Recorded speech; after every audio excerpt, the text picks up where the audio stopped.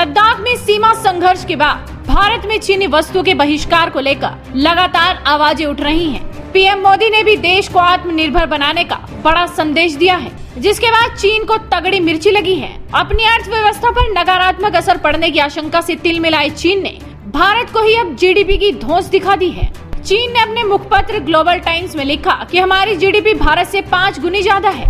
इतना ही नहीं, चीन ने चुनौती देने की भाषा में लिखा कि भारत उन प्रोडक्ट्स का उत्पादन नहीं कर सकता जिसे वो चीन से मंगाता है। दरअसल जब से सीमा पर संघर्ष हुआ है तब से चीन तिलमिलाया हुआ है, क्योंकि भारत की ओर से लगातार उसको मुंह तोड़ जवाब दिया जा रहा है, जिसका असर अब चीन में भी दिखाई देने लगा है। भारत में चीन के उत्पादों का बहिष्कार करने की होड़ लगी है। ग्लोबल टाइम्स ने क्रिकेटर हरभजन सिंह और भारतीय सेना के रिटायर्ड मेजर रणजीत सिंह के चीनी सामानों के बहिष्कार करने को लेकर कहा कि उन्हें लगता है कि वो ऐसा करके चीन को नुकसान पहुंचा सकते हैं। चीन की सरकारी मीडिया ने ये भी कहा कि भारत चीन से व्यापार को लेकर कई तरह की पाबंदियां भी लगाने जा रहा है, जिसमें चीन के 300 उत्पादों पर आयात शुल्क बढ़ाना शामिल है। उसका मानना है कि भारतीय समाज में चीनी विरोधी भावना भड़काई जा रही है, लेकिन चीन का मानना है कि भारत चाहे जितना भी बहिष्कार कर ले, लेकिन उसके बावजूद उसका व्यापार तो बढ़ेगा ही। चीन की सरकार समर्थित मीडिया ने आरोप लगाया कि भारत की चरम राष्ट्रवादी ताकतें अपनी भावनाओं को हवा देने के लिए सबसे सस्ते चीनी उत्पादों का बहिष्कार करने का नारा दे रही है।